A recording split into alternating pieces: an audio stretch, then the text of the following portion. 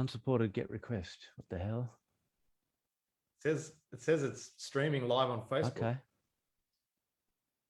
Okay. Is anybody out there?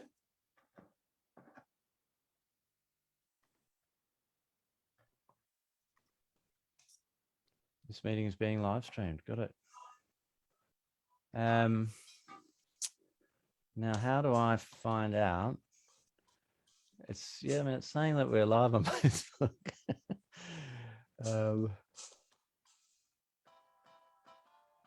Made some things.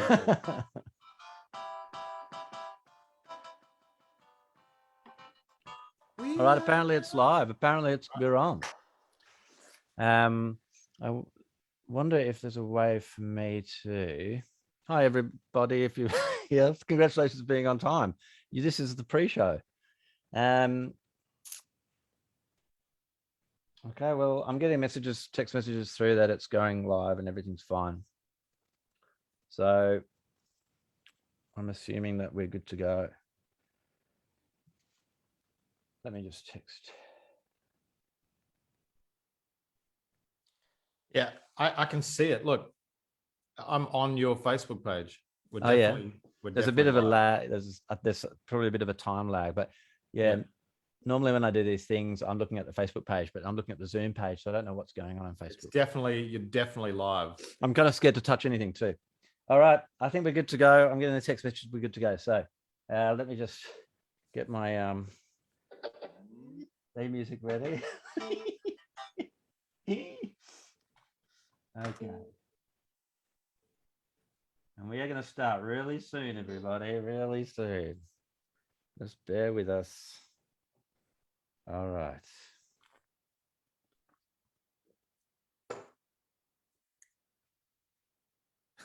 Okay. All right. Are we ready? Let's do it. See if this works. Oh, hang on. Okay, here we go. Good Evans, it's a Bobcast. Welcome to episode 54 with me, your host, Bob Evans, although my friends call me Kev. How are you going? We are streaming this Bobcast live on the interwebs right now. So to everyone who is tuning in as I speak at this very moment, just let us know. Well, it sounds like everything's working sound-wise and video-wise. So hopefully it is. So the reason that I'm doing this live streamed Bobcast is because I was supposed to be playing a show in Melbourne this weekend, a show that had already been postponed from June and has now been postponed once more to next year, 2022. So for those of you in Victoria, I'll be playing at the Northcote Social Club on January the 22nd next year. You got so much time to prepare for that. There are still tickets available to that show, so you can go to bobevans.com.au for all the ticketing details for that. And all the other shows from my Tomorrowland tour that have been rescheduled. I just want to say a massive thank you to everybody who has bought a ticket, but also has held on to their ticket during all this postponement stuff. And you've been really patient, and it means a lot just in terms of giving me a little surety in, what is pretty uncertain times. So I really appreciate that support. All right, my guest on episode 54 is your friend of mine, Mr. Josh Pike, the one and only recurring guest during these days of COVID and lockdowns. This episode is for everybody, of course, but it's mostly inspired by everybody in New South Wales and Victoria, where Josh and I both live. Currently in lockdown, looks like it's going to go for a little while yet. It's really, really tough at the moment. So I just want to send everyone out there who's dealing with the lockdown and all the stress and anxiety that comes with that. I just want to send lots of love and strength to everyone. I hope you're hanging in there as best you can and being kind to yourselves. And I hope this episode gives you an hour of distraction and entertainment from everything. All right. As usual, the Bobcast often delves into conversation language that is very much for an adult audience only. So if swearing offends you, maybe tune out. Okay, let's make a start. This is episode 54 with Josh Pike, a live streamed and lockdown episode of Good Evans. It's the Bobcast.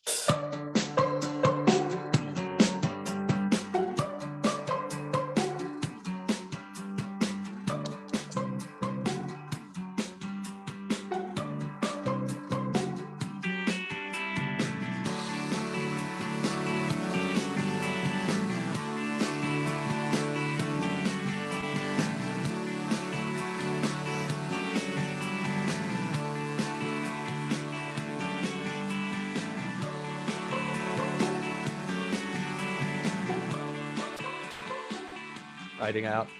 Did you make that music? Yeah. That's good. Hey, Josh, how you going, man? Good. Did you say you made your own intro music? Yeah. I can imagine. That it's a very like you bit of music. I can imagine you singing over the top, like I can't remember what. I It can't sounds remember. like a Jebediah song. It sounds like not that you sound like that.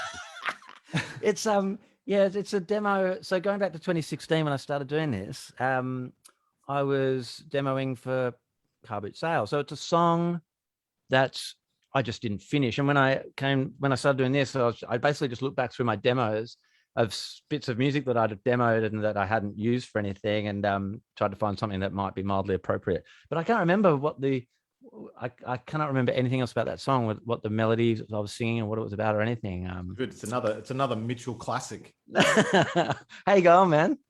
Yeah, I'm good. Yeah, doing what we're all doing, getting through lockdown and canceling shows, etc., etc. You're looking fresh. What's going on with the do? So you got a new lid. Yeah, well, I sort of inadvertently gave myself a lockdown mullet. My children are calling me Mullet Man. My wife's calling me Thug Life at the moment. Calling Thug Life. Okay. Thug Life, yeah. But basically, I was just trying to give myself a trim over the ears, and then I was using the razor setting just to get a neat line, and I made a slip, and then I was like, well, I have to even this up now, so I just gave myself a kind of a mullet, yeah, bald mullet down the sides. Have you seen any photos lately of Damon Albarn? No, he's a fashionable, cool dude. Well, he has got a mullet. That's with sort of shapes. It kind of reminds me a little bit of that. I was threatening last time we spoke, actually, on the podcast. I can't remember how long ago that was, but I had just given myself a home haircut, and I was threatening my family that I was going to get a mullet, and my kids were super into it. They were like, "Yes, get a mullet," because every kid at school has got one. But Kristen was totally like, "No, don't get a mullet." It's a real thing. Mullets are like, I don't know. I don't understand. Like mullets I mean, it's like you can see it's not actually good. But it's not really a full mullet. Like, it's not that long at the back though, right? It's it's pretty long at the back. I guess there's a bit there, but yeah, I don't know. Anyway, I think the bottom line is I made a mistake. And I'm owning it. Like Sarah was like, "Oh, shouldn't you don't you want to just keep shave the sides, all of the back?" And I was like, I'm just gonna go for it. Yeah, this is my haircut now. Hey, so for people listening live at the moment, you can post questions up on Facebook. I can't see any of that at the moment. I'm too scared to touch anything in front of me in case I just wreck everything and crash everything. Well, I can actually, I could read some questions as well. Well, they're going to be. I've got my people. I've got my people who are going to be collecting those questions and texting them to me. So basically, what I'm saying is, post questions that you want of anything you want us to talk about, and later on in the podcast, we will open the mailbag. And what will be a Bobcast first, be a live mailbag. So instead of reaching into the mailbag, and delving into questions that somebody wrote to me last September, this will be live right now. So it's the future. It's the fucking future, man. Live and interactive. That's how we roll. What's going on in the world of Josh Pike? I know you've been started putting out some new music.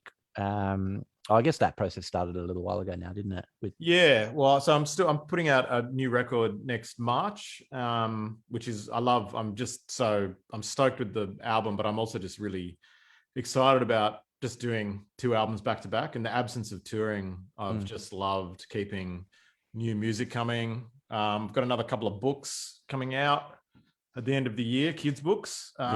So I did release Chatterpuss, which is going great. A couple months ago. You just froze. You just froze. And, I can hear you, but you just froze for a bit. It was quite funny. No one ever freezes. No one ever looks good when they freeze. Whenever someone freezes, it always looks like they're having a stroke. Sorry, I shouldn't laugh. Sorry if anybody out there is having a stroke. Probably not something that you've just frozen again. No, I'm not. As a gag. I can't believe I fell for that. Wow. So yeah, and then of course we've just had to cancel about 35 shows, which is a stinger. Yeah. But you know, you got to do what you got to do. So I'm just being, yeah, I'm bummed about that, but I'm just staying positive, and I'm grateful for all the other things that are going on. And you know, it is what it is. You know, I'm just grateful that, you know, we're healthy and happy and all that kind of stuff. That's all you can do, really. That's become a bit of a Pike motto, I've noticed over the last sort of 18 months of chatting to you. It is what it is. Yeah. I think every time we talk, you say that at least once. And maybe there's a merch idea there. It is what it is. Pike. It is what it is. Instead of Mike, just do it. Pike. It is what it is. Well, it's very Buddhist, isn't it? Like you can't. I remember my father-in-law, you know, he's a old Vietnamese Buddhist guy, was like, when we had kids, he was like, just be the water. Don't try and like manipulate your child to sleep better or do it, you know, just go with it. But it is, you know, it is what it is. I mean, it really is. It's just like, what are you going to do?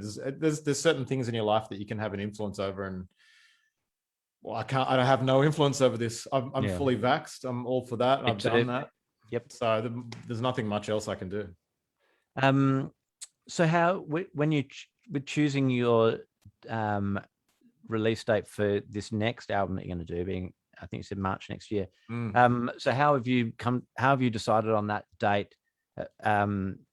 Because it sounds like you're in a similar position to kind of what I was like when I made my last record and was kind of waiting for the following year. And so are you just kind of going, March is kind of the earliest that you can foresee being able to roll stuff out and not be too fucked over by all the pretty COVID much stuff? Yeah, pretty much. And also we'd already started the process, so you know, we released To Find Happiness back, gosh, I think it was January or something. So it's like, or maybe I can't even remember, but it was a while ago. Yeah.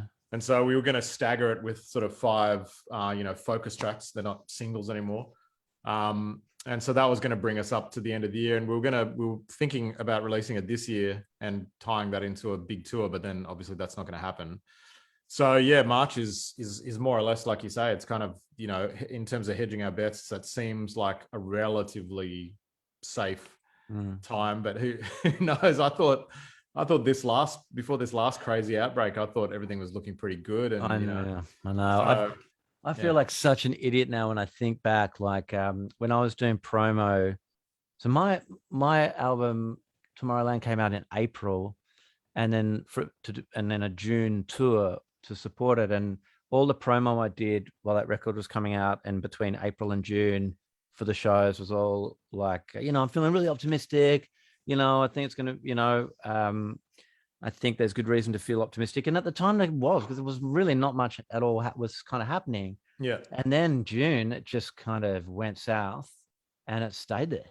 Well, not everywhere, obviously, but for, you know, for us. Yeah. I was talking to a mate of mine in Queensland yesterday, and he's, you know, they're not in lockdown, and they're pretty, you know, pretty unrestricted. There's definitely places where you can do stuff. I keep seeing, you know, pictures of friends, you know, friends in places where they're not restricted, playing shows, like, you know, Mike / Passenger is playing shows throughout Europe again. It's like, yeah, I didn't see that one coming over there. That's for sure. You know, I wasn't. Yeah. We were so ahead of the game. I know. Yeah, I did not see things unfolding the way they have. I mean, what I can tell, like things that are going on in America, like shows are happening, but I just saw that. Did you see how about Paul Stanley and Gene Simmons from Kiss have got COVID? They were on tour. Yeah, they were on tour doing big stadium shows. So that's all been canned. But I also saw that Jason Isbell is on tour. I think he's got Lucinda Williams as his support. Oh wow, massive Lucinda fan, which is probably how I heard about this. But yeah, he's kind of been sort of really on the front foot with the idea of. So he's only letting people come to the show who are vaccinated. Yeah. Which obviously, you know, is still a fairly controversial topic over there and over here as well. But it seems like he's got the support of most people. There's obviously people that are pissed off about it, but it sounds like the majority of people are on board.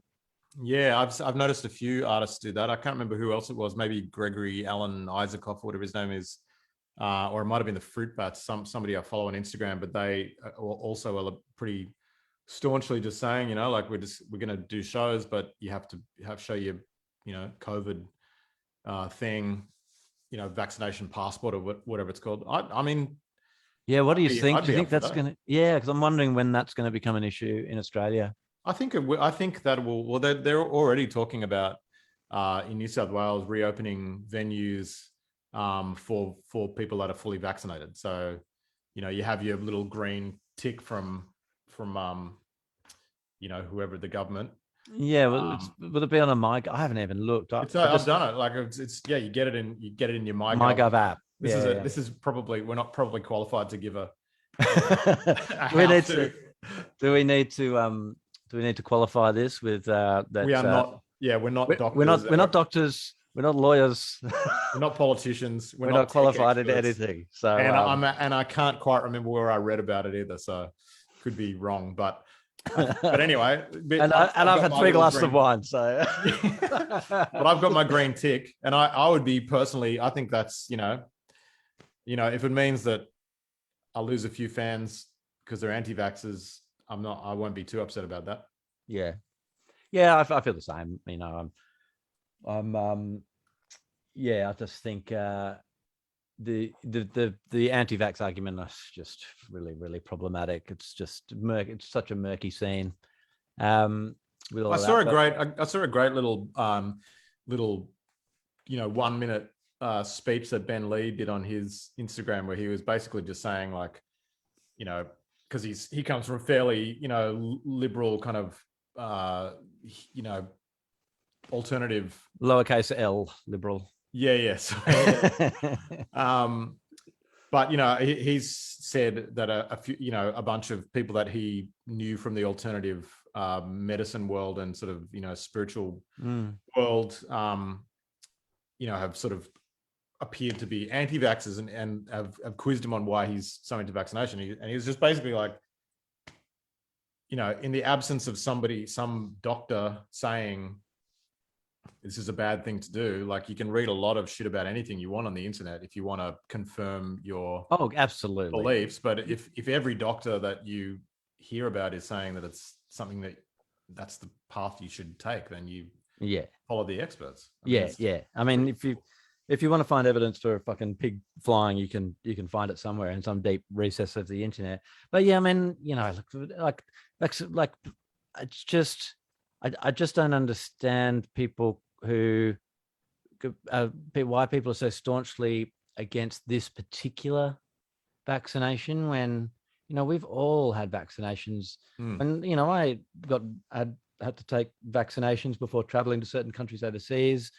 That was totally normal. We all had them as kids. My kids have had them growing up. Yeah. And I mean, it's been such a normal part of modern life, and the benefits have been so clear over the years, overwhelmingly clear. So, but we've never had this sort of health crisis in the age of the internet being the way it is. And I imagine if you just looked up and you're like, viewers have just gone to zero from and you found out that all of your fans were actually anti-vaxxers. It's probably dropped about 20%. I've been losing fans for years, Josh. I'm not worried about losing any more these days. Hey, so it's Father's Day tomorrow. What are your, what do you have any Father's Day rituals?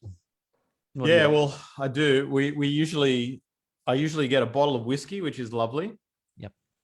And I get to sleep in, have breakfast in bed, and that's it. Well, it's funny you should mention that, Josh, because I love it. Actually, I actually got you a bottle of whiskey. Thank you so much. Yeah.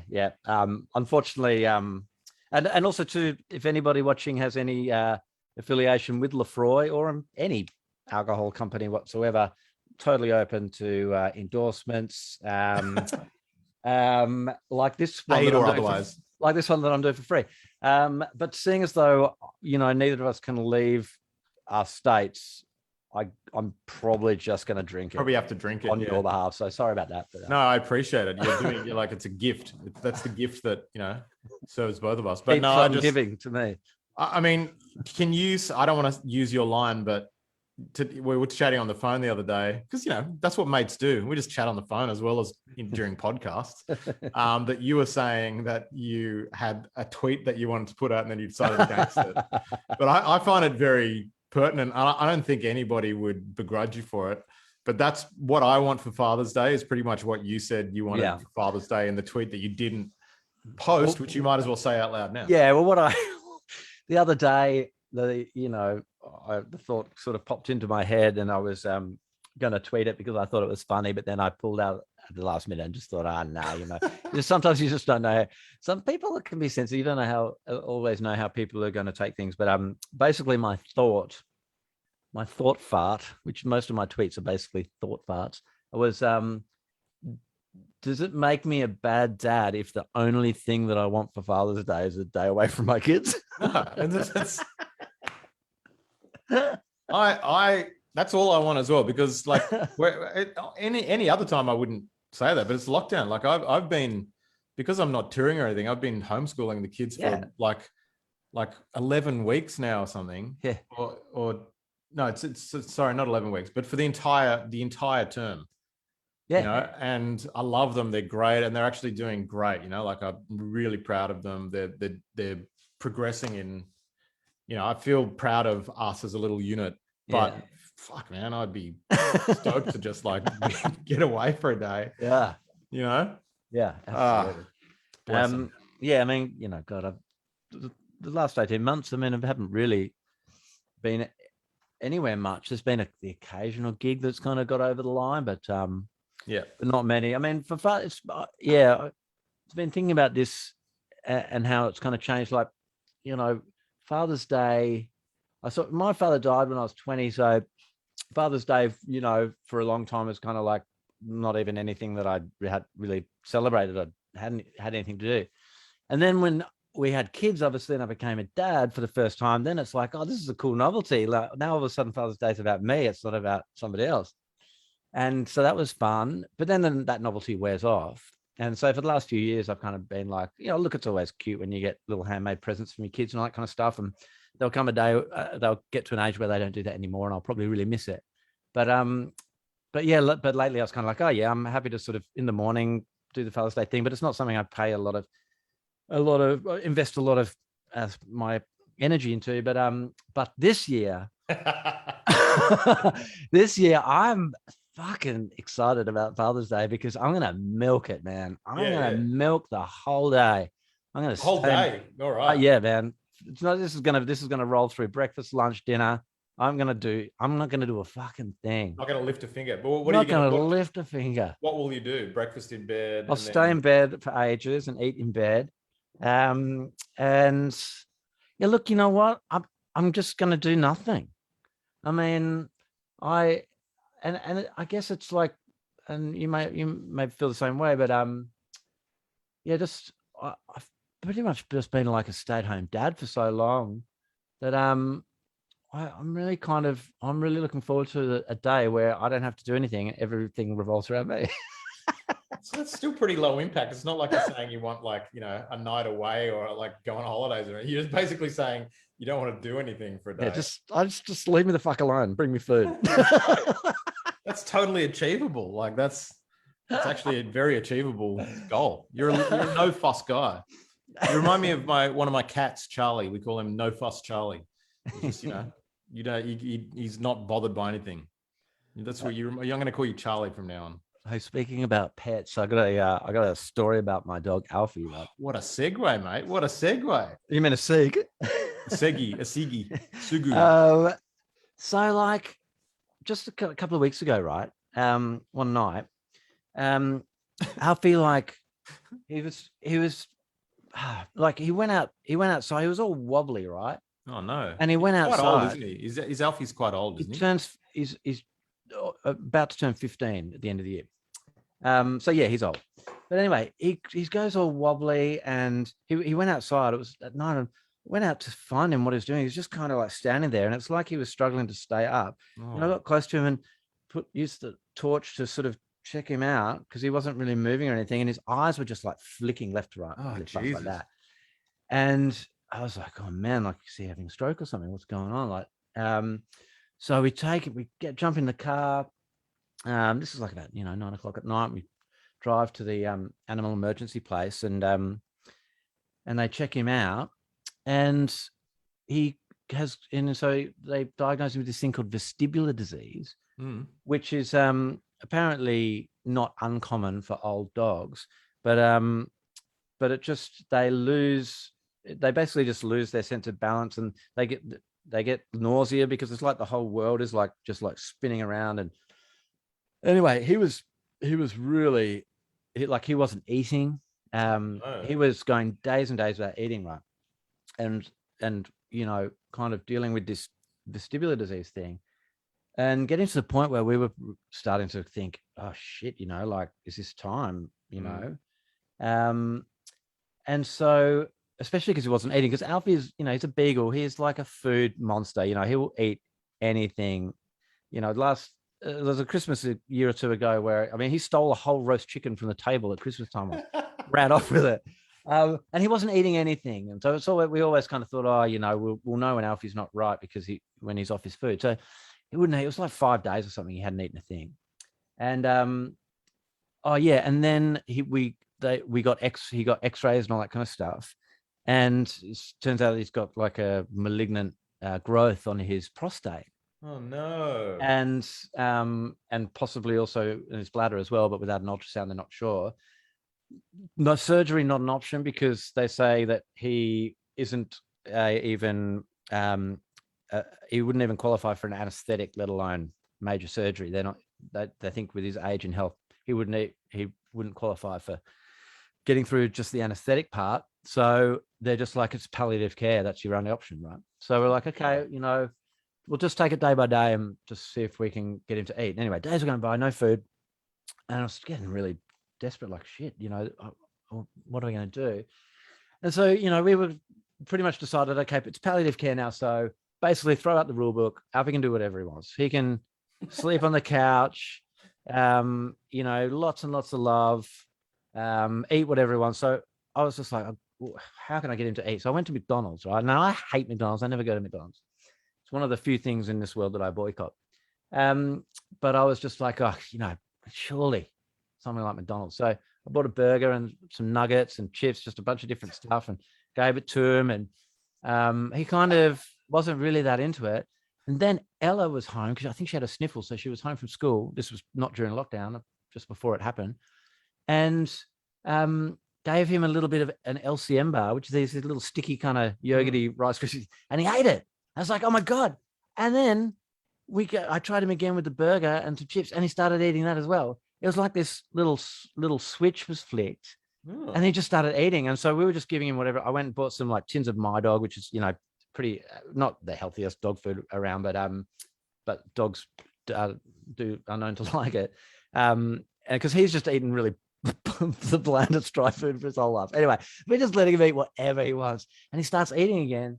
And then gradually he started sort of recovering from his vestibular thing. And now his balance is he's still wobbly, and he probably always will be, but he's really kind of turned a corner and come back. And it was like, not only was it a massive relief for us all, because with the year that we've had, it was like, come on, you got to, surely my fucking dog's not going to die as well.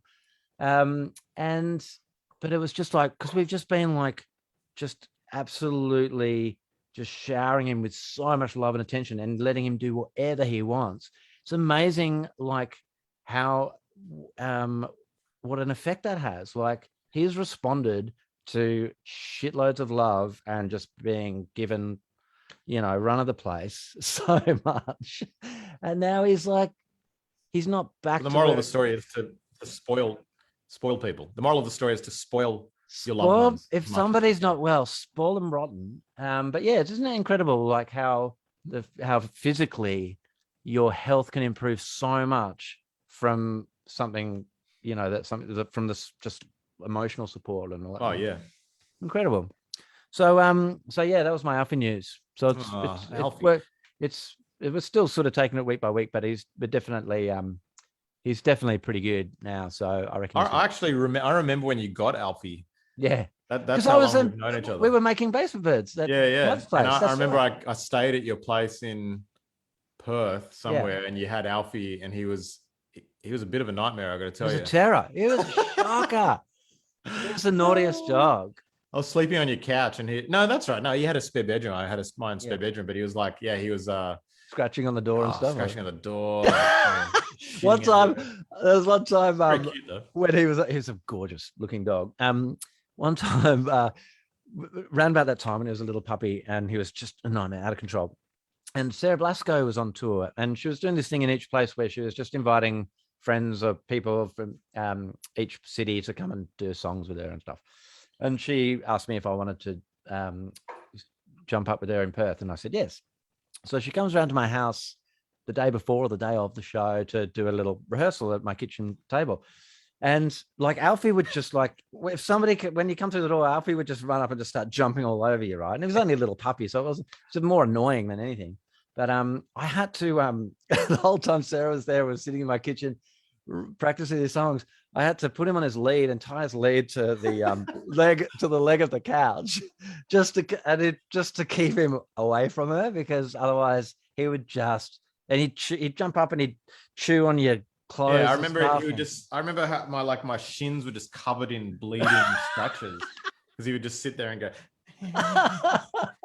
I actually got one of them got infected. I never told you this, but one of them. Bullshit. This is not true. No, one of them got infected. I was on antibiotics for like 6 months. It was heavy, man. And the doctor, I was on Alfie biotics. All right, that's a dad joke for your Father's Day celebration. Okay, I think we need to move on. All right, so look, we all know. I think everyone knows by now. Josh is you're a numbers man, Josh, aren't you? You love. I'm not. You always say this. I'm like, you love the figures. You love getting deep and dirty with the figures, making calculations, extrapolating data. Yeah, that's true. Coming up with scientifically accurate conclusions. You love all that stuff. No, they're always a numbers man. I was saying this to somebody the other day when we did Basement Birds. I was saying it to you. I was saying it to you the other day when we did Basement Birds. You guys are always like, ask Josh, he's the numbers guy, and it just became this thing. But I'm not the numbers guy. You were always spouting out like I was always crunching the numbers. You were always crunching the numbers. Thank you. Okay, I'm the number. Okay, fine, I'm the numbers. So what I thought I'd do is I come up with a little quiz. All right. to test your numbers ability. Okay? I'm terrible at maths. I'm just good at like analyzing data. I'm not good at maths. All right. Oh. This first one, I tried to make the first one kind of easy. All right. Okay. The first time, Josh, that you had a song in Triple J's Hottest 100 was in 2005. 2005. And the last 2005, and the last time, was in 2013, I think. Yeah. If you were to add together the number that Middle of the Hill came and the number that Leeward Side came in, what would the final figure be? So what? I don't know. I don't know what they came in at. What did Middle of the Hill come in? Middle of the Hill was 19 or something. Right. And what did Leeward Side come in? I don't know. I don't know. Well, you might just have to I'll give you a clue and tell you that you're correct about Middle of the Hill. It came in at 19. Leeward was like in the 70s or something, wasn't it? It wasn't high, wasn't it? You're in the ballpark. 70. Of course I'd know. I've made the quiz. So 19 plus 70, or like say 80, 90, say 90. The answer is 107. Leeward Side came in at 88. You see, 19 plus 88 is 107. You need the data. I need the correct data to make the calculation. All right. I thought that would be an easy one, but maybe not. Maybe I don't know. I don't keep track of my own successes. You know, like there's too many. There's too many to keep track of. We'll change tax. Okay, we'll change. It's like asking Elon Musk to like count all his money. It's like there's too many. There's too many successes. All right, we'll change tax. So there's a local metal band, right? They're called the Doom Scrollers. I just made them up. Okay. So anyway, this is a hypothetical. So local metal band, Doom Scrollers. Let's say they're from Canberra. They just played their album launch show last night. Okay. Right, they sold 250 tickets. 250, yep. At $20 a head. 250. Yep. 250 tickets at $20 a head. How much money do they make after giving their booking agent a 10% commission? $4,500. Hey, there we go. Boom. That was fast, man. That was super fast. There's no way I had to use a calculator to figure That's that out. why I was always crunching the numbers about. This is what I'm talking about. This is what I'm talking about. Okay. All right. We've got to start. All right. Question number 3. We're going to stay with the doom scrollers here. Okay. Doom scrollers. Yeah. This is a harder one. Actually, you know what? I'm gonna do the next one. I'm gonna try and ramp up I'll give you what I think is the next easiest one. So you give all right. Okay. So the Doom Scrollers, being a metal band, right? Yeah. Doom Scrollers. They got a lot of young teenagers following them, and so they sold a substantial amount of merch last night at their show in Newcastle. Yeah, Newcastle. Yeah. They had 300 screaming fans singing along to all their hit songs. Yeah. And at the end of the night, they took in $2,100 in merch. Yeah. On average, how much did each $7 spend on the merch? That's $7. That's easy, man. This is like the shit that I've been homeschooling my kids in. That's easy shit, man. All right, let's take it up a notch. This is harder. All right, the Doom Scrollers, right? Doom Scrollers. Now, the first time they played a show in Perth, they drew 100 punters. Yeah, okay. The second time they drew 160. Okay. How many punters can they expect to draw the next time they play in Perth at this current rate of growth? 100 the first time, 160 the second time. If that trend continues, how many? Right? 220? Very close. Oh, hang on. What? 160 plus 6? Isn't it 160 plus 60? First show was 100. Yeah. The next show, they got 160. At that rate of growth, think about it as like a little graph. Oh, okay. So 160 plus 60%, 256. Oh my God, that is good. That is good. Is that right? Yes. I'm really impressed. I don't give a shit about your maths, man. I am really impressed. That is good. Okay, so I think we're up to the last question. Right. You're got 3 out of 4. So if you get this one right, that's 4 out of 5 as a percentage. 4 out of 5 as a percentage is 80%. Yeah. All right, last question. This is a tough one. Okay, this is going to test you. All right. Okay. The drummer and the bass player of the Doom Scrollers are chatting backstage. Doom Scrollers? The Boom Scrollers. Doom Scrollers. Doom. Yeah. So they're chatting backstage after their show, right? As you do. And the drummer says to the bass player, 2 years ago, 2. I was 3 times as old as my little brother was. In 3 years' time, I'll be twice as old as him. How old is the drummer and his little brother? So 2 years ago, 2 years ago, 2 years, the drummer was 3 times as old as his little brother. So 2 years ago, he was 3 times as old as his little brother. But in 3 years' time, he'll be twice as old as his little brother. So how old are they right now? 2 years ago, 12 and 32. No. That's a hard one, man. That is a hard one. Yeah, well, that's why I left it to last. I wanted to know. Just give me a budget. Just give me a budget, and I'll I know. All the actual gig appropriate ones you did with these. So the answer is the drummer's 17 and his little brother's 7, because 2 years ago they were 15 and 5, so he's 3 times as old, and in 3 years' time they'll be 20 and 10. Aha! Nice. Well done, Josh. Professor Pike. Hey, can I get in on a question thing? Can I grab your audience to ask a question of your audience? To ask a question? Oh, I don't know how. Okay, how would you propose doing it? You're just going to ask a question and people? No. So last night on Instagram, so I saw these photos of this. I saw these pictures, right? There's these pictures. One is Marilyn Monroe. Hang on a second, Josh. Last night, you're on the internet. You saw some pictures. No. I wasn't on the internet. They're hanging on the wall. Oh, okay. All right, cool. All of just making sure. Right? So there's one is Marilyn Monroe. One is John Travolta. Huh? No, sorry. No, keep going. So John Travolta, Marilyn Monroe, and then there's this third picture that's kind of like abstract images. And I recognize this face, but I can't figure out who it is. So I posted it on my Instagram. There was countless theories, but none of them ring the bell that I'm looking for. So I'm just going to share my screen and see if anybody knows who this is. Can everybody see that? I can see it. Yep. Okay, so can everybody see it? I don't know. I'm looking at your live event. There's a bit of a time lag. Yeah, well, that should come through. But anyway, so people have said, is it Steve McQueen, Alexander Skarsgård, Michael C. Hall? Michael J. Fox gets a lot of things, but I don't think it looks like him. Nah. Emilio Estevez gets a lot, but it's not. I can kind of see that. Bob Evans looks like a Beck album cover to me. Yeah, I even liked that, and I don't remember.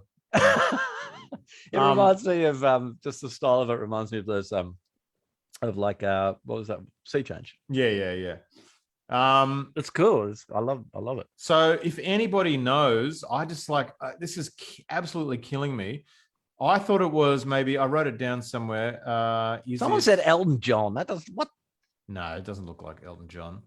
Michael J. Fox, there's a lot of, I thought it might have been this guy, Andrew McCarthy, which it kind of looks like. Who's that? I'll see if I can pull up a picture of Andrew McCarthy. McCarthy.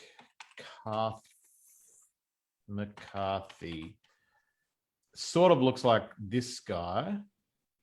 Oh yeah, I can see that. As a young man. Yeah, that's true. Oh yeah, I recognize that guy. Which I can't seem to. Yeah, this kind of looks like him. Yeah, I know him. Sort of. Yeah, that's right. Doesn't it? St. Elmo's Fire. But that's not. I don't think it is. So, to me, it's someone that's kind of like. Oh, hang on. Sorry, I'm just still sharing my screen. To me, it looks like somebody from the sort of James Spader era.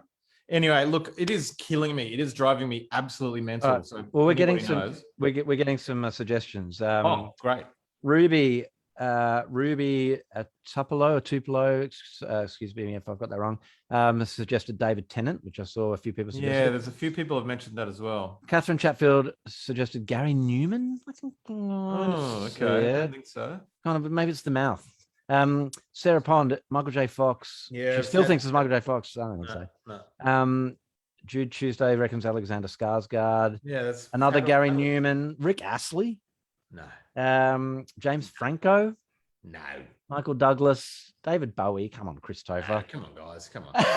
But isn't it fascinating? There's so many, so many different suggestions of who this person is. But I mean, Lord knows some of them, they could be correct. But in my mind, there is this guy, and I when I see the picture, I know I just can't. And I have spent like probably an hour scrolling through the internet looking like 80s male film stars, and I just can't get it, and it's driving me spare. So look, if anybody can figure it out, solve it. We got to solve get back this. to me. It's just killing me. Hey, so people have been posting questions and stuff for us to answer, which so we're going to get to the live mailbag really soon. But I just wondered, Josh, if you felt like strumming a song for us just to get us across to the mail, just to give us a good segue into the mailbag section. You don't even have to ask me twice, I'm ready to go. So I thought I would just play, someone's just said, can you drag the photo into Google Images and see what comes up? That's a great suggestion, Alex Manning. Right. I will do that. I'm going to do that, and then I'm going to post the results. So I thought I'd just play a little ditty called Middle of the Hill because, I don't know. It's just, I know how to play it. I'll probably still fuck it up, but it's always a good reason to play a song. Yeah. There's a song called Middle of the Hill. Kev, I'm gonna stop halfway through for you to sing one verse. Do you remember? I remember. I went and saw you play the Metro one time years ago, probably in 2000. Did I start playing it? You started playing Middle of the Hill, and everyone like was cheering, and then you stopped. And you're like, I'm not Josh Pike, all right, or something like that. Oh, shit, Kev. Why'd you start playing the fucking song then, bro? Those are the days. All right, here we go. Oh, hang on, wait. I just want to change my filter to just get Oh yes, it's for doing a gig. Have you got a? Can you? Yeah. Hey, Oh there yeah, we it's a go. nice theatre. All right. This is what it feels like, guys. Feel like I'm finally back on stage. When I was a kid, I grew up in a house on a hill, not the top, not the bottom, but the middle. And I still remember where I cracked my head. In the vacant lot, there's a row of tiny houses there now. And we used to light fires in the gutters. And I could cool my head on the concrete steps. With the girl down the street, hit my sister on the head with a stick. And we hid behind my father as we knocked on her parents' door to tell him what she did. But the parents were drunk, so they really didn't give a shit. Then the girl down the street said a dog couldn't bark, 'cause a man with an axe cut its boy spots out. My older sister told me that it wasn't road true, and I believe what she said, 'cause she took me by the hand one time when a couple men drove down the hill in a white van. Said there was a phone box filled with money around the corner, and I would have gone along. She took me by the hand to the house in the middle of the hill, the middle of the hill, the middle of the hill. And our mother knew the words to a lot of different songs, and we'd always sing the harmonies when we'd sing along. She had cool, cool hands when the fever hit. Then the noises that the trains made sounded like people in my head, and the stories that the ceiling told through the pictures in the grains on the pine wood boards. And I could stay outside till the sky went red, and I could cool my head on the concrete steps. And you can never really see the top from the bottom, but I'm paying up attention to the good things when I got them. You never really see the top from the bottom, but I'm paying up attention to the good things when I got them. I'm paying up attention to the good things when I got them. I'm paying up attention to the good things when I got them. I'm paying up attention to the good things when I got them. I'm paying up attention to the good things when I got them. No. In the middle of the hill. Hey, woo! Very nice, Josh. Thank you for that. My pleasure. It's lovely to play a Beautiful. It's such a beautiful theatre. song, yeah, in this beautiful theatre. Huh? All right, time. Let's get into the mailbag. Lots of questions. Thanks everyone for tuning in, and thanks for asking questions. And here we go. First question is from Sarah Hill. Kev, have you been asked to play at the AFL Grand Final yet? The answer is no. Jebediah, I can see people have been suggesting Jebediah, and I would love to play the AFL Grand Final, but I'm in Melbourne, and apparently only footballers are allowed to travel interstate. Oh, yes. No. So no, that's not going to happen. But yes. Bob Evans, have you gone for the Shiraz or the Pinot tonight? The Shiraz. Oh no, it's a blend. It's a blend of all sorts of stuff. It's just a cheap bottle. Alex Manning, Bob and Josh, how's homeschooling going with the kids? How's home? Well, we talked a little bit about this already, I guess. But yeah, how's homeschooling going for you, Josh? You feeling like the kids are at the very least, are they thriving in the homeschooling environment, or at the very least they're tracking good? Well, it's sort of this swings and roundabouts thing, I guess, as it is with most things at this. That's period. another Josh Pikeism. I know. Well, it is what it is. Swings and roundabouts. I want to get my next 2 tattoos is a swing and a roundabout. Yeah, but anyway, so one of my kids is like highly sociable and really enjoys school for the social aspects. And he's fine now, but at first it was a struggle for him. Yeah. Luckily my kids get along great, so they're okay. My other kid, he doesn't really enjoy school anyway for a variety of reasons. So he's loving homeschool. And it's actually benefiting. I think it's benefiting them both in terms of obviously this is no shade to teachers. Teachers have to usually deal with 26 to 30 kids. Right. Yeah. But just the fact that I'm able to be fully one-on-one on board for one-on-one teaching makes a big difference. So I think they've actually kind of done all right in one sense, but definitely the social aspect is tricky. So we've tried to organize a lot of Zoom calls with their mates and with their family and stuff. And the school has only just now started doing a bunch more Zoom lessons. Same with us. Which is good. So again, like you just got to be grateful for what is. I mean, man, it could be a lot worse. So yeah, it's fine. It's fine. I'm not going to complain. Yeah, no, I'm pretty much the same here as well. The girls have been fine. I think kids generally are pretty resilient by nature, and like you said, you know, a teacher with a class of between 20 and 30 kids can only give that small amount of one-on-one time each day. So being at home, you can, you know, it can be literally hours, which is, you know, for some kids they really, you know, really benefited from. So yeah, the kids are going fine, and apparently here in Victoria, the last NAPLAN results were, you know, the best in the country or something. So is that right? Again, don't quote me on this, but I don't know. I think there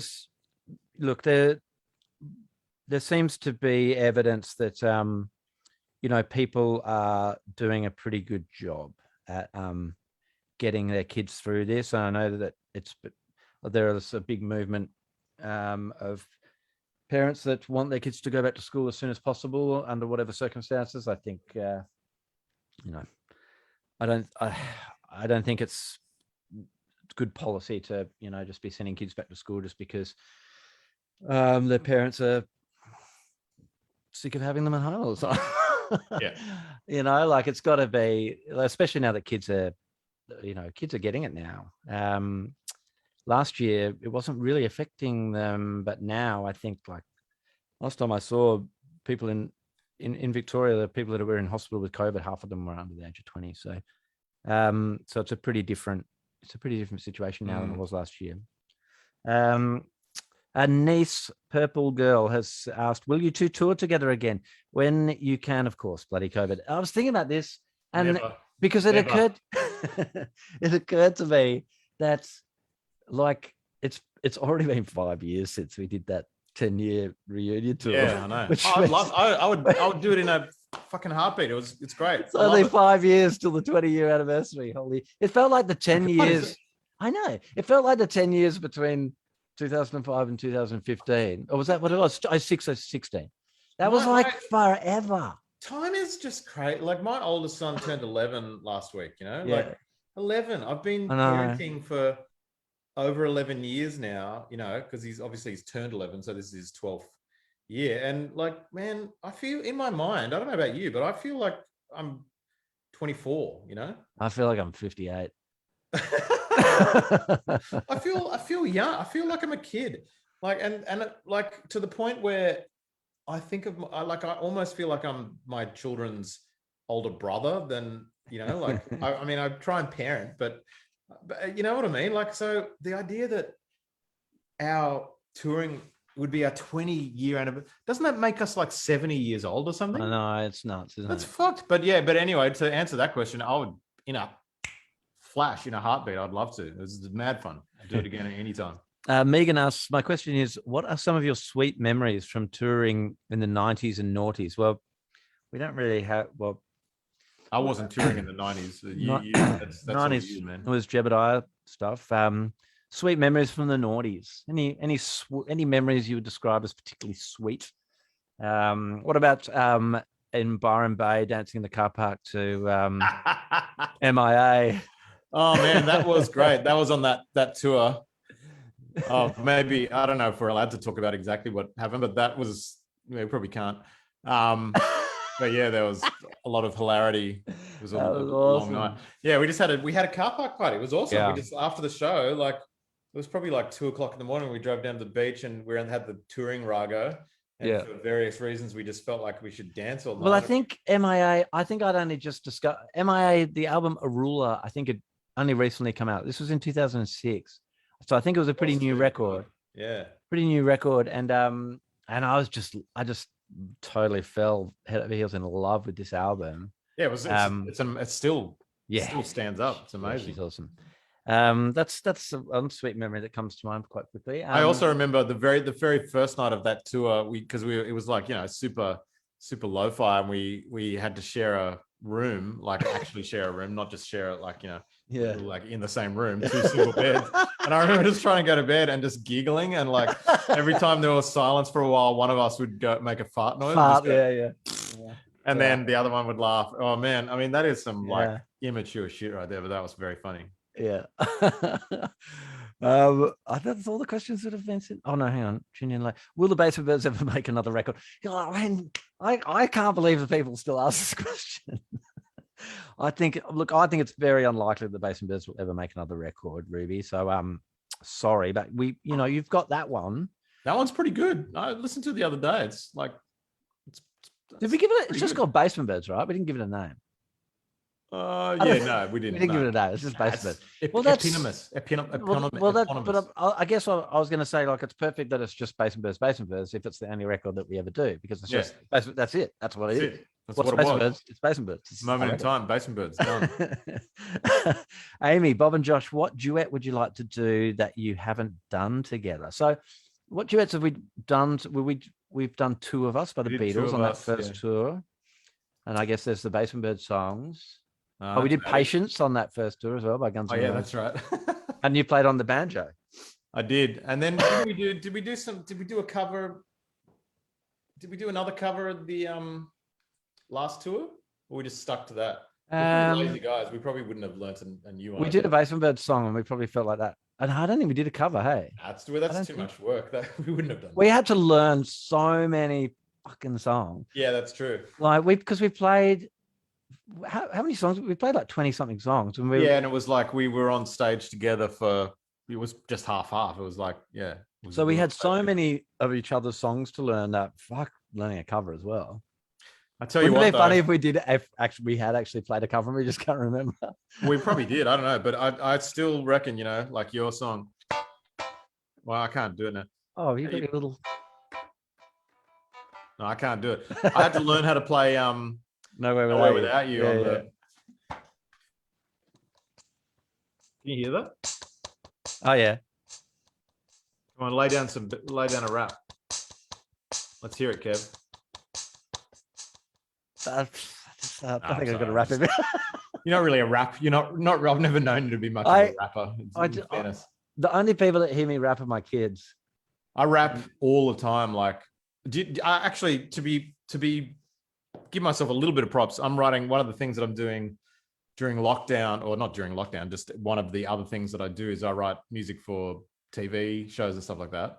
And I'm doing the music for an ABC TV show that I did the music for last season as well, called Mickey versus the World. It's on ABC Me. Oh, it's cool. And I've probably seen it. Yeah, probably. My kids watch ABC Me all the time. Yeah, so it's a great show. It's about a child psychologist, and it's funny though. But so I wrote a bunch of songs for that last season. I'm writing all the songs for that this season. And one of the songs that I had to do, it's all different genres, and so I had to do a song about the concept of consent. But it was a rap. It's a rap delivered by Sleeping Beauty. And she's like saying to Prince Charming, I haven't given you consent to wake me up. Wow. Oh my God. And you had to write a rap about that. That's a challenge. Awesome. Man. It was so much fun. It was like, so I am actually a rapper, I guess is what I was sleeping in my bed, but I wasn't quite dead. No. If you think it coming over, I think it's something else instead. Yeah, that's actually pretty good. Yeah. Wasn't quite dead. No, it's like there's some pretty good ciphers. Is that what? There's some pretty good flows in there. Yeah. Anyway. Yeah, I got my flow. Anyway, look out for it. I wrote the theme song. I will look out for it. So it's called Mickey. What's it called? Mickey versus the World. I wrote Mickey versus the World, which is also a rap song. So I've written like 3 rap songs in the last. That's so cool. I will definitely check those out. All right. What else have we got? Hey guys, you're both two of biggest influences from when I started playing music. 2 of my earliest songs I learned. Reese Roberts. Hi, Reese. They learned Middle of the Hill and Nowhere Without You. Thank you for influencing my journey. That's no question. Thanks, Reese. Good on you, man. Thank you, Reese. Jules Chenoweth. Nothing Lasts Forever has been in my head since New South Wales. That's a Jebediah song. First got locked down in June. Is this stuck in your head too, Kevin? Sentence of the pandemic. It never stops playing in mine. Right. Okay. Nothing Lasts Forever. Yeah. I guess that could be a theme song for the pandemic. I think Ben Lee's got, no one can beat Ben Lee. The fact that Catch My Disease and We're All in This Together from the same record have both become theme songs for the pandemic. He's a fortune teller. Yeah, that record came out probably around the same time that we first went on tour. Hey, Kev, I've got a question for you. I was recently looking at my APRA because I'm a numbers guy, and I have 260 songs registered. So I've written 260 songs. How many? You would have written more than that, I reckon. I wouldn't have a clue. I don't know. Check it out and let me know, because of course across all the Jebediah records as well as all the Bob records, I reckon you've probably done more than that. Well, how many records and EPs have you done? 7 albums, couple of EPs, and then like the old stuff that I in my 2 EPs. So that's maybe another album's worth across the 2 EPs. There's all the co-writes and the stuff for TV shows stuff as well. So so there's all sorts of stuff. I don't know. Well, Jeb's have done 5 and Bob's done 6, and then of course we've got the Basement Birds thing.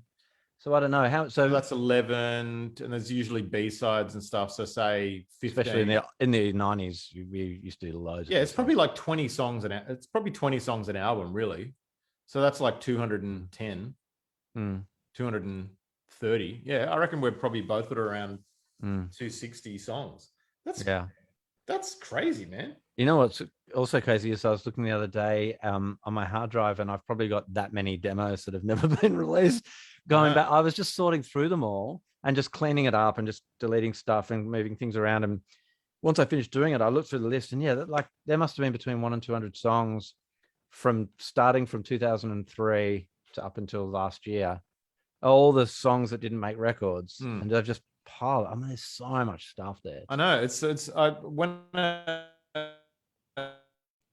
good to reflect on that every now and then, because there are many times when I think to myself, I'm out. I've got nothing left. And then, I'll go through my voice memos, and there's like 25 half-formed songs that I could pretty easily turn into a song.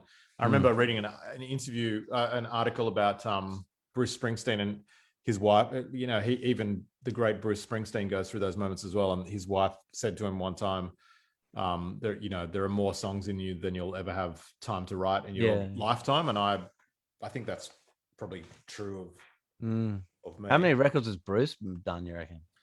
20? 3. I think it's 3,024. Records. He's probably made about 3,024. It's getting pretty close to end time. I wanted to play a song as well. I want to do a cover song. Now, this is a song for people who haven't if this is your first time tuning into one of my live streams, on the last one I did of these, and this is the first time I've done one with Josh, obviously a podcast. I've done a couple just on my own, and just to give you a bit of backstory to this cover, I was talking about Chain Reaction by Diana Ross, written by the Bee Gees, and just kind of what an amazing song it was. And this song, so I kind of learnt it, and it's got chords. It's got it's got A, B, C, D, E, F, G, all in the same song, and about 3 or 4 different, but like A minor, minors, flats. Like, it's got the most chords of any song I've ever learned before. It is a work of genius. It's also clearly, now this song came out in the late 80s when I was a kid, and I loved it as a kid. But it's one of those examples of a song where as an adult you go, oh fuck, this is a song about a female orgasm. It's really, really explicit. And just a reminder that when you listen to songs as a kid, you hear all the words, but they just don't. But it's like, this is a fucking, and apparently I was doing some research, and apparently Diana Ross, she has quite an uncomfortable relationship with this song, because she claimed that she didn't realize that it was so explicitly about sex and the female orgasm, and so I think she was a little bit embarrassed about that. But yeah, so I'm gonna give you a bit of Chain Reaction, all right, in my best Bee Gees falsetto, if I can still see. All right, here we go.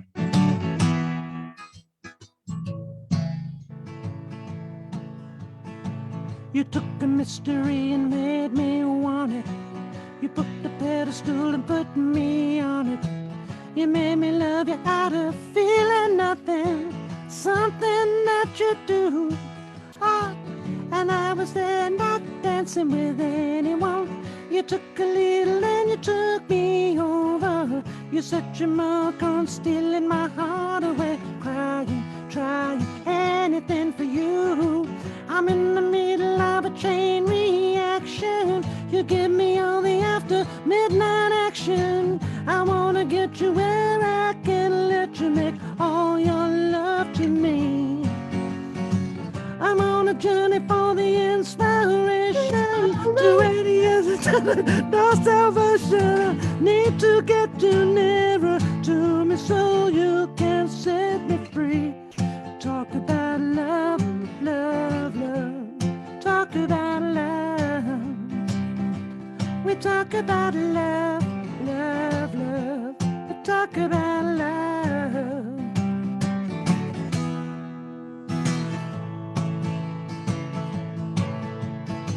You make me tremble when your hand moves lower.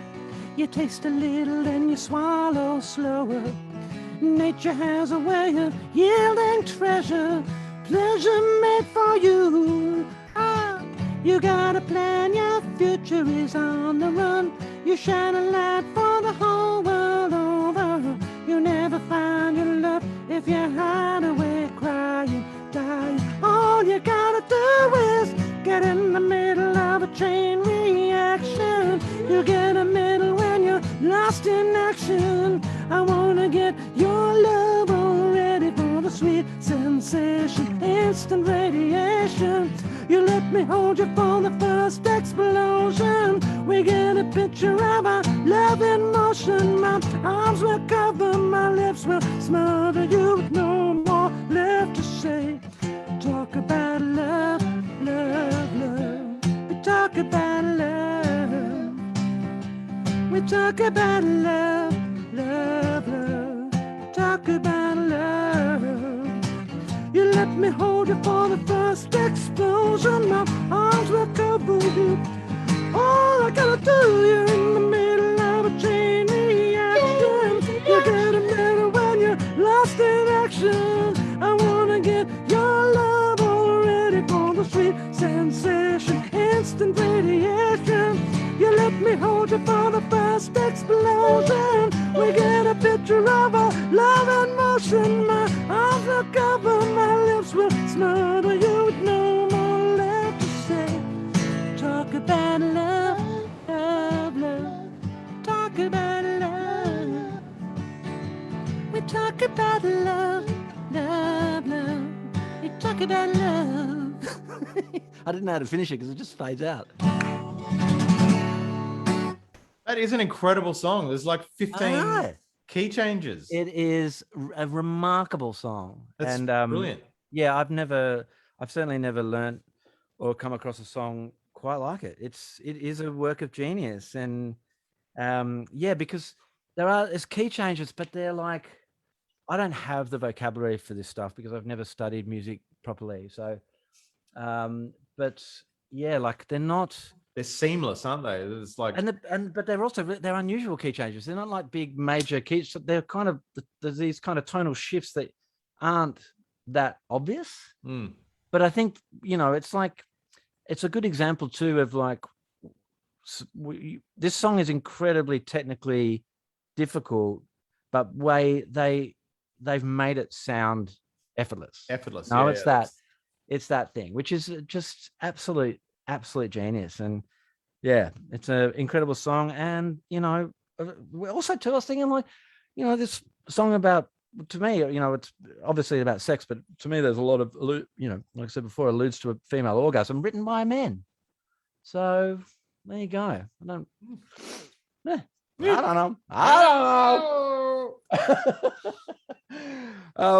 Should we do any more questions before we check out?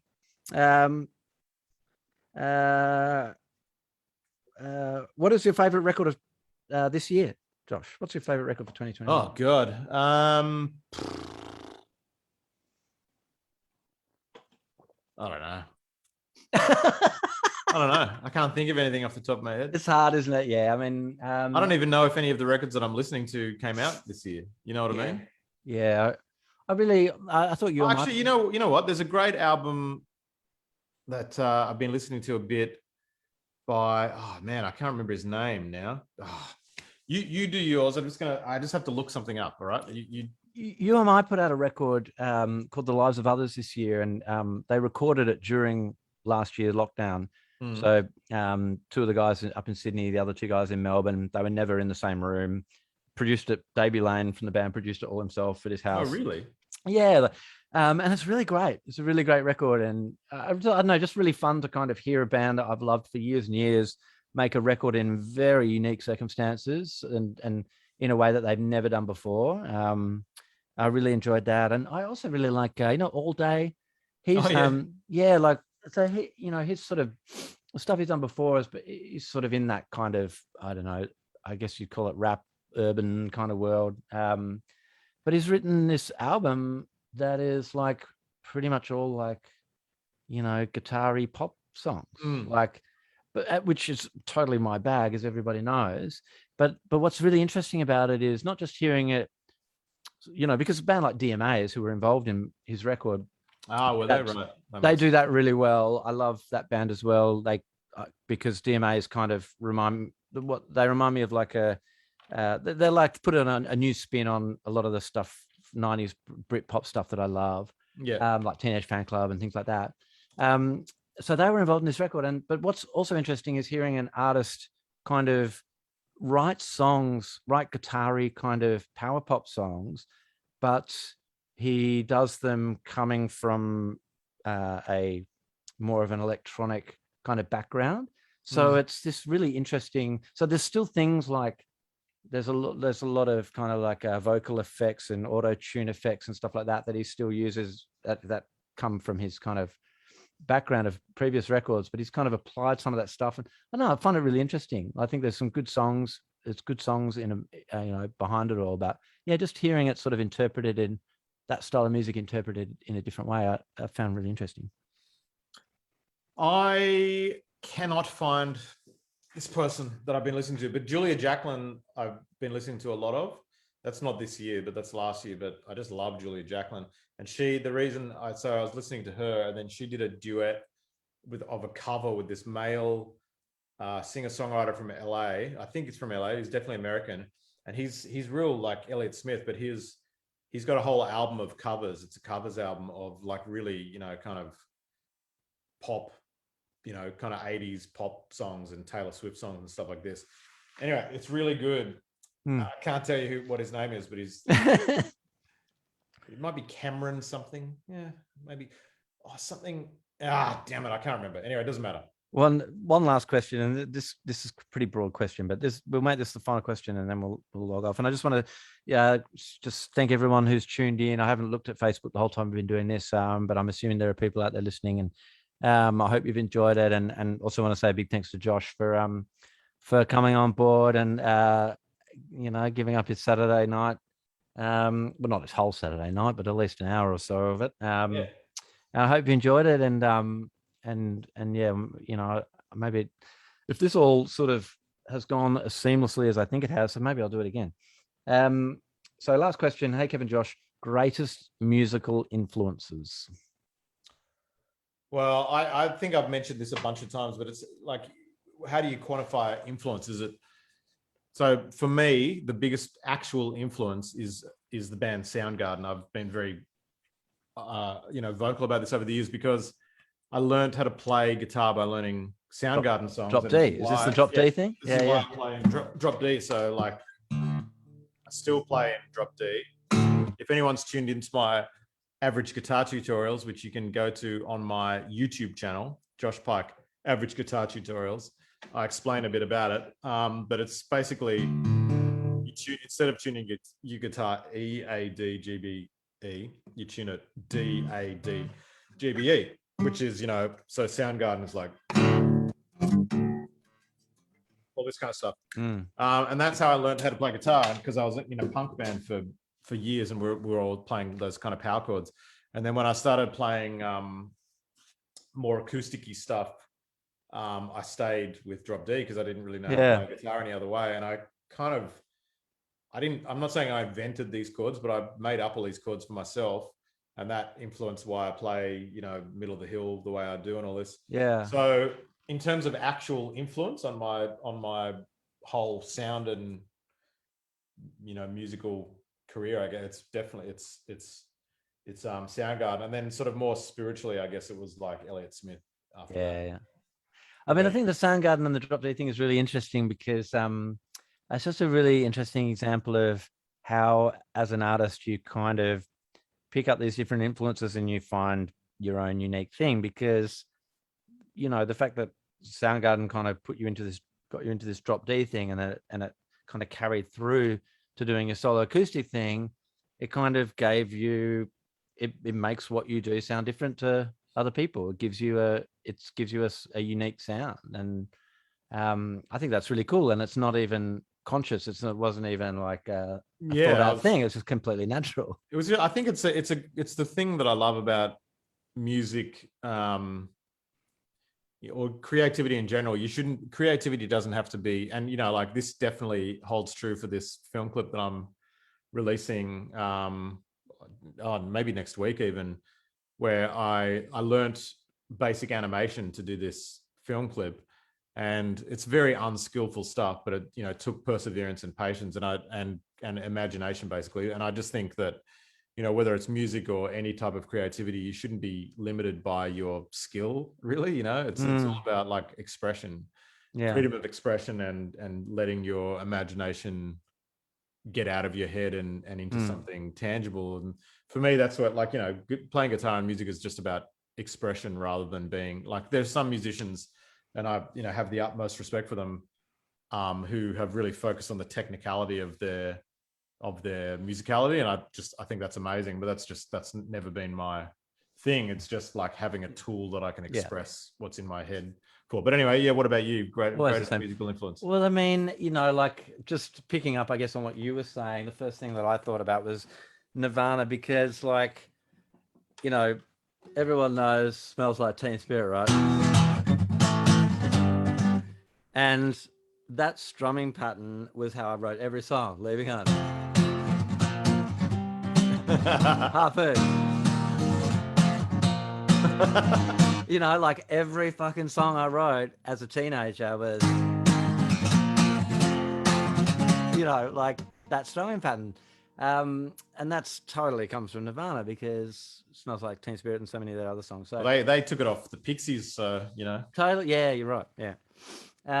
So that's a big one in terms of, early songs.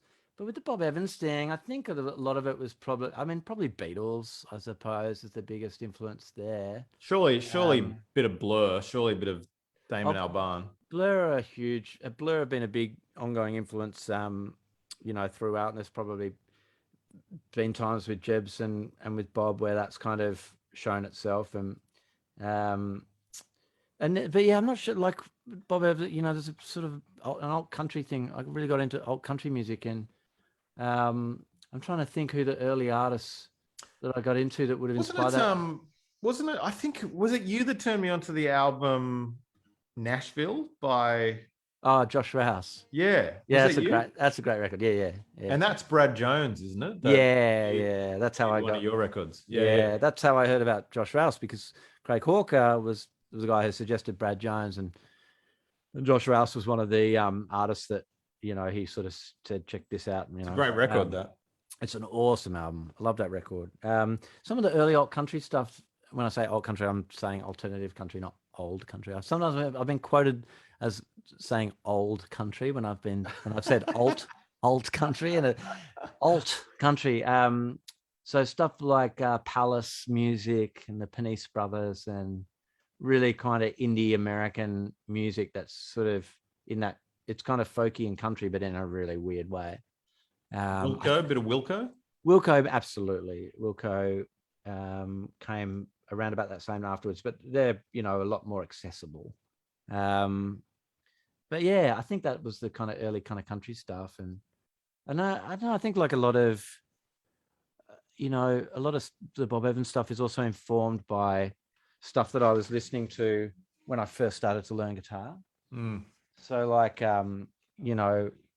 or songs that I was listening to at the time, like Billy Joel and Mamas and the Papas, and like just stuff that was lying a record collect the stuff in my parents' record collection, or just things that were sort of lying around that I just When did you start playing guitar? John Denver, fucking stuff like that. When did you start playing guitar? 13. Yeah, when I first started high school.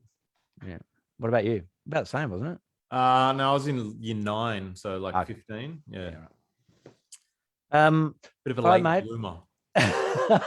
Well, I reckon we should call it a day. Thank you Right. so much, Pikes, for doing this with me. It's been so much fun. Always a pleasure. Thanks for the opportunity to, play in front of an audience, albeit a virtual audience. Yeah, this has been good. It's been exciting. And yeah, I've saying to you before we started, I felt that little rush of adrenaline and excitement before doing this that I remember feeling a bit before doing shows. It was quite strange, but it was good. So thanks a lot to everybody for tuning in and listening. I hope you've enjoyed it. And like I said at the top, lots of love and strength to everyone in New South Wales and Victoria and all around Australia, but particularly people in lockdown who are doing it really tough at the moment. Hang in there. And yeah, look, all things shall pass. All things must pass. All things shall pass. We'll get through it. We'll get through it. We just got to hang in there a little bit longer. So yeah, thanks a lot, everybody. Thanks, Josh. Thank you. Thanks for having me. I'm not going to play the outro music, but when I put this online as an audio thing, I'll just edit it at the top. Right, yeah. All right. Bye. See you, mate. Take care. See ya. Bye.